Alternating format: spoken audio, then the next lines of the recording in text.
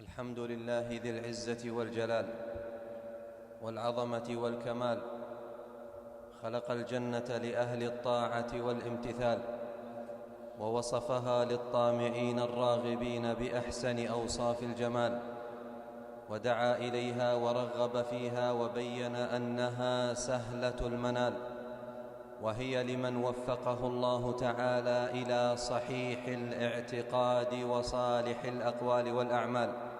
وأشهد أن لا إله إلا الله وحده لا شريك له، له الكبرياء والملك والسيادة، خلق الخلق للعبادة، ووعد من أطاعه بدار السعادة، وتوعد من عصاه بدار الذل والهوان والنكادة. وأشهد أن محمدًا عبد الله ورسوله، وخيرته من خلقه، وأمينه على وحيه، ختم الله به النبوات، ونسخ به الشرائع والرسالات، وأرسله بين يدي الساعة بشيرًا ونذيرًا، صلى الله عليه وعلى آله وصحبه وسلم تسليمًا كثيرًا. أما بعد، أيها المسلمون، اتقوا الله تعالى حق التقوى، وتمسكوا من الإسلام بالعروة الوثقى، واعلموا أن أجسادكم على النار لا تقوى. اجعلوا بينكم وبين عذاب الله وقاية، وذلك بفعل ما أمر الله به واجتناب ما نهى الله عنه. يا أيها الذين آمنوا اتقوا الله حق تقاته ولا تموتن إلا وأنتم مسلمون. أيها المسلمون، الجنة أعظم المطالب والأمنيات، وأكبر الآمال والرغبات، فيا فوز ساكنيها ويا سعادة وارثيها. قال صلى الله عليه وسلم: قال الله تعالى: أعددت لعبادي الصالحون ما لا عين رأت ولا أذن سمعت ولا خطر على قلب بشر، دار لا ينفد نعيمها ولا يبيد، دار فيها من كل خير مزيد، دار أشرق بهاؤها وطاب فناؤها وحسن بناؤها، قصورها لبنة من فضة ولبنة من ذهب، وملاطها المسك، وحصباؤها اللؤلؤ، حصاؤها اللؤلؤ، وترابها الزعفران. من يدخلها ينعم ولا يبأس، ويخلد ولا يموت، لا تبلى ثيابه ولا يفنى شبابه. قال صلى الله عليه وسلم: قال الله سبحانه: إن المتقين في جنات وعيون ادخلوها بسلام آمنين، آمنين من الموت، آمنين من الجوع، آمنين من المرض، آمنين من الهم، آمنين من الحزن، آمنين من الأكدار والمنغصات، آمنين من التعب والآفات. فهي موعود رب العالمين وجائزته للمتقين العاملين. فيا سعادة من يدخلها ويا فوز من يسكنها. أيها المسلمون، في الحديث عن الجنة شحذ للهمم، وترقيق للقلوب، وتشويق للنفوس، وتسلية للمتقين، وبشارة لأهل الإيمان بما أعد الله لهم. قال سبحانه: وبشر الذين آمنوا وعملوا الصالحات أن لهم جنات تجري من تحتها الأنهار. وقال سبحانه: أعددت لعبادي الصالحون ما لا عين رأت ولا أذن سمعت ولا خطر على قلب بشر. فجمال الجنة فوق الوصف، ونعيمها فوق الوصف، وقصورها فوق الوصف، وأشجارها فوق الوصف، وأرضها فوق الوصف، وأجواؤها فوق الوصف، ونساؤها فوق الوصف، وشرابها فوق الوصف، وطعامها فوق الوصف، ولذاتها كلها فوق الوصف، فوق ما يصفه الواصفون، وفوق ما يتوقعه المتوقعون، وفوق ما يتخيله المتخيلون. قال صلى الله عليه وسلم: لو تعلمون ما ادخر لكم ما حزنتم على ما زوي عنكم. لو تعلمون ما في الجنة من النعيم لو تعلمون ما فيها من الجمال، لو تعلمون ما فيها من الأنس، لو تعلمون ما أعده الله لكم من اللذات ما حزنتم على ما زوي عنكم من الدنيا، لأن الدنيا كلها حقيرة وكلها قصيرة وكلها خسيسة وكلها بخيسة، فيها الأمراض والأحزان والأكدار والأتعاب، وليس لها قيمة عند خالقها، ولو كانت تعدل عند الله جناح بعوضة ما سقى كافرا منها شربة ماء. فلا ينتهي تعب المؤمنين إلا بمفارقة الدنيا، ولا يزول حزنهم إلا بدخول الجنة. وقالوا الحمد لله الذي أذهب عنا الحزن إن ربنا لغفور شكور، الذي أحلنا دار المقامة من فضله لا يمسنا فيها نصب ولا يمسنا فيها لغوب. لو يعلم الناس ما في الجنة من النعيم، لو يعلم الناس ما في الجنة من الأنس والتكريم. حصباؤها اللؤلؤ والجوهر، وأرضها الزعفران، وقصورها من الذهب والفضة، ليس فيها برد ولا حر ولا شمس ولا ليل، قد طابت أشجارها وأينعت ثمارها وعظم اخضرارها وتنوعت أنهارها، أنهار من لبن وأنهار من ماء غير آس وأنهار من خمر لذة للشاربين وأنهار من عسل مصفى دائمة ثمارها. قال سبحانه أكلها دائم وظلها. وعن سليم بن عامر رضي الله عنه قال: أقبل أعرابي إلى النبي صلى الله عليه وسلم فقال: يا رسول الله، ذكر الله في الجنة شجرة مؤذية، ما كنت أرى أن في الجنة شجرة تؤذي أصحابها. فقال رسول الله صلى الله عليه وسلم: وما هي؟ قال: السدر، فإن لها شوكا مؤذيا.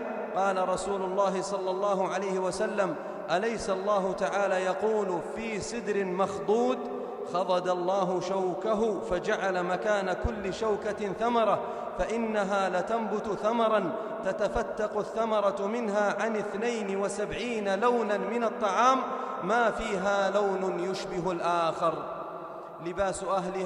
لباس أهلها الحرير والذهب، وفرشهم من الديباج، من يدخلها ينعم ولا يبأس ويخلد ولا يموت، لا تبلى ثيابه ولا يفنى شبابه، وإن ريحها ليوجد من مسيرة 100 عام.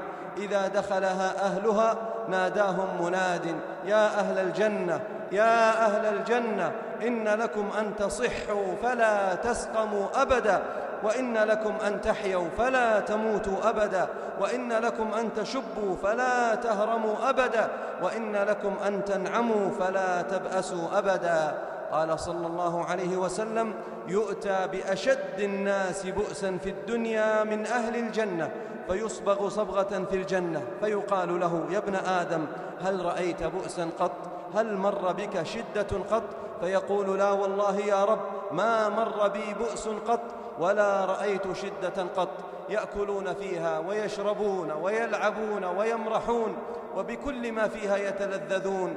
قد أرضوا ربهم في الدنيا فرضي عنهم في جنات النعيم، لا يشتكون من الهم ولا يشتكون من الحزن ولا يشتكون من الفراق ولا يخافون من الموت ولا يصابون بالأسقام والأمراض ولا يكبرون ولا يهرمون. قال صلى الله عليه وسلم: يدخل أهل الجنة جردا مردا مكحلين، أبناء 33، أحسن حياتهم، وأحسن المنازل منازلهم، وأكمل العيشة عيشتهم، هم دائما في سرور وسعادة وأنس وبهجة وفرحة غامرة وحياة سعيدة وعيشة رغيدة. قال سبحانه: ومن يؤمن بالله ويعمل صالحا نكفر عنه سيئاته وندخله جنات تجري من تحتها الأنهار خالدين فيها أبدا، ذلك الفوز العظيم.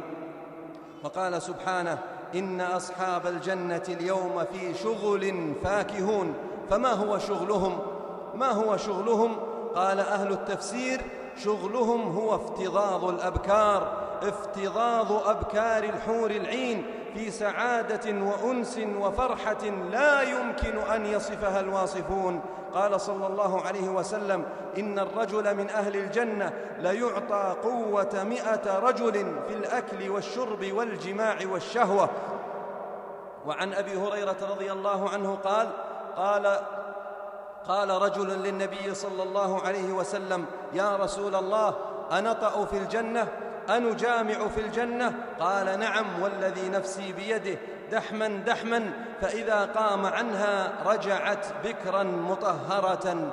قال صلى الله عليه وسلم: إن للعبد المؤمن في الجنة لخيمة من لؤلؤة مجوفة طولها 60 ميلا، أي قرابة 90 كيلو، من لؤلؤة مجوفة واحدة، للعبد المؤمن فيها أهلون زوجات يطوف عليهن لا يرى بعضهم بعضا.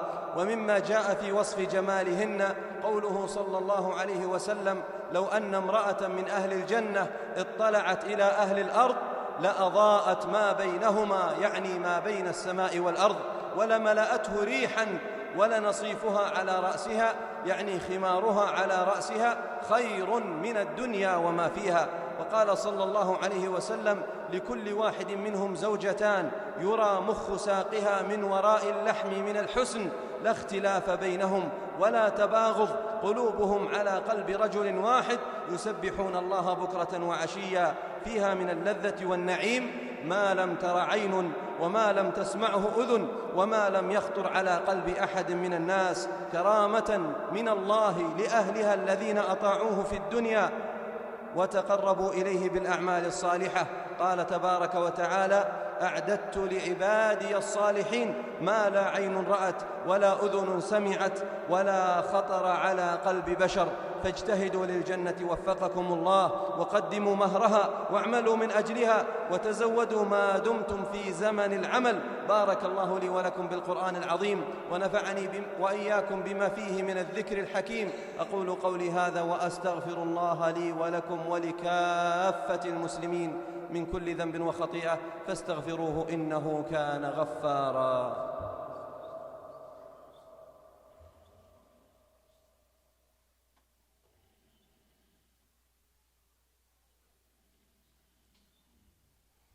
الحمد لله على إحسانه، والشكر له على توفيقه وامتنانه، وأشهد أن لا إله إلا الله وحده لا شريك له تعظيما لشأنه، وأشهد أن محمدًا عبده ورسوله الداعي إلى رضوانه، صلى الله عليه وعلى آله وأصحابه وإخوانه وخلانه ومن سار على منهجه بإحسان إلى يوم الدين. ثم أما بعد، ألا وإن من أعظم نعيم الجنة يا عباد الله هو رضا الله سبحانه وتعالى عن أهلها، يحل عليهم رضوانه فلا يسخط عليهم بعده أبدا. فعن جابر بن عبد الله رضي الله عنه قال النبي صلى الله عليه وسلم: إذا دخل أهل الجنة الجنة قال الله تعالى: هل تشتهون شيئا أزيدكم؟ قالوا: يا ربنا وهل بقي شيء إلا قد نلناه؟ فيقول: نعم، رضائي رضائي، أحل عليكم رضائي فلا أسخط عليكم بعده أبدا. ومما جاء في وصفها يا عباد الله سعة ملك أهلها، ففي الحديث الصحيح أن موسى سأل ربه فقال: أي رب، أي أهل الجنة أدنى منزلة؟ قال الله جل وعلا: رجل يأتي بعدما يدخل أهل الجنة الجنة فيقال له: ادخل الجنة، فيقول: كيف وقد أخذوا أخذاتهم ونزلوا منازلهم؟ قال فيقال له: أترضى أن يكون لك مثل ملك ملك من ملوك الدنيا؟ فيقول: نعم أي رب، قد رضيت. فيقول له الله جل وعلا: فإن لك ذلك ومثله معه ومثله معه ومثله معه ومثله معه. فيقول: رضيت ربي رضيت ربي. فيقال له: لك ذلك وعشرة أمثاله، ولك ما اشتهت نفسك ولذت عينك. الله أكبر، الله أكبر، ما أعظم سعة ملك أهلها. ومما يدل على سعة ملكهم قوله صلى الله عليه وسلم: إن أدنى أهل الجنة منزلة لمن ينظر إلى جنانه ونعيمه وخدمه مسيرة 1000 سنة، يرى أقصاه كما يرى أدناه، يجالسون فيها الأبرار والأخيار، ويجتمعون فيها بأهلهم وأحبابهم الذين فارقوهم بالدنيا، ويخلدون في الجنة فلا يخرجون منها أبدا، ويسعدون فيها فلا يشقون أبدا، ويصحون فيها فلا يهرمون أبدا، ويرضى عليهم ربهم سبحانه فلا يسخط عليهم بعده أبدا. وهذا والله هو الفوز العظيم الكبير. قال سبحانه: إن الذين آمنوا وعملوا الصالحات أولئك هم خير البرية، جزاؤهم عند ربهم جنات عدن تجري من تحتها الأنهار خالدين فيها أبدا، رضي الله عنهم ورضوا عنه، ذلك لمن خشي ربه. فاستعدوا أيها المسلمون، استعدوا للجنة، استعدوا للجنة بالأعمال الصالحة، فإن الدنيا قصيرة ولذاتها حقيرة، والدوام فيها محال، والخروج منها فجأة، وأعقل أهلها من استثمر بقاءه فيها بالعمل الصالح وتزود من الحسنات والباقيات الصالحات. فاجتهدوا للجنة، تزودوا للجنة، لا تغفلوا عن الجنة، عظموا أوامر الله من أجل الجنة، وعظموا نواهي الله من أجل الجنة. ووالله لو خسر العبد الدنيا كلها ثم دخل الجنة فما خسر شيئا، ولو ملك الدنيا كلها ثم حرم من الجنة فما ربح شيئا. فاللهم اجعلنا من أهل الجنة، اللهم اجعلنا من أهل الجنة، نحن ووالدينا وأولادنا وزوجاتنا وجميع المسلمين. اللهم ارزقنا الجنة برحمتك يا أرحم الراحمين، اللهم ارزقنا الجنة والفردوس الأعلى منها يا أرحم الراحمين. اللهم أدخلنا الجنة بغير حساب ولا سابقة عذاب، اللهم أدخلنا الجنة بغير حساب ولا سابقة عذاب، اللهم أدخلنا الجنة بغير حساب ولا سابقة عذاب. اللهم اغفر ذنوب المستغفرين، واقض الدين عن المدينين، واشف مرضانا ومرضى المسلمين، وارحم أمواتنا وأموات المسلمين. اللهم كما حسنت خلقنا فحسن أخلاقنا، اللهم اهدنا لأحسن الأخلاق لا يهدي لأحسنها إلا أنت، واصرف عنا سيئها لا يصرف عنا سيئها إلا أنت. اللهم اكفنا بحلالك عن حرامك، وأغننا بفضلك عمن سواك. اللهم اجعلنا من أفقر عبادك إليك ومن أغنى عبادك بك. ربنا آتنا في الدنيا حسنة وفي الآخرة حسنة وقنا عذاب النار. اللهم إنا نعوذ بك من المأثم والمغرم، اللهم إنا نعوذ بك من الذنوب والمعاصي والمنكرات. اللهم أحينا في الدنيا حياة السعداء، وأمتنا ميتة الشهداء، واحشرنا مع الأتقياء يا رب العالمين. هذا، وصلوا عباد الله وسلموا على من أمركم ربكم بالصلاة والسلام عليه فقال: إن الله وملائكته يصلون على النبي يا أيها الذين آمنوا صلوا عليه وسلموا تسليما. اللهم صل وسلم على نبينا محمد صلى الله عليه وسلم. اللهم صل وسلم عليه عدد الليل والنهار، وعدد قطر الأمطار، وعدد ورق الأشجار يا رب الأرض والسماوات. اللهم ارض عن الأربعة الخلفاء أبي بكر وعمر وعثمان وعلي، وعن سائر صحابة نبيك محمد صلى الله عليه وسلم، وعن التابعين لهم بإحسان، وعنا معهم بمنك وجودك وكرمك يا أكرم الأكرمين. اللهم آمنا في أوطاننا، وأصلح أئمتنا وولاة أمورنا، واجعل ولايتنا في من خافك واتقاك واتبع رضاك يا رب العالمين.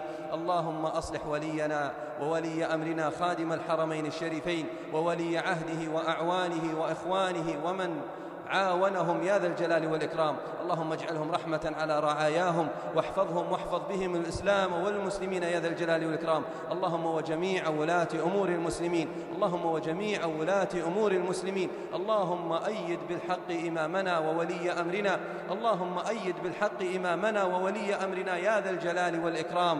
اللهم إنا نعوذ بك من كيد الكائدين، وفساد المفسدين، وفجور الفاجرين يا رب العالمين. سبحان ربك رب العزة عما يصفون، وسلام على المرسلين، والحمد لله رب العالمين.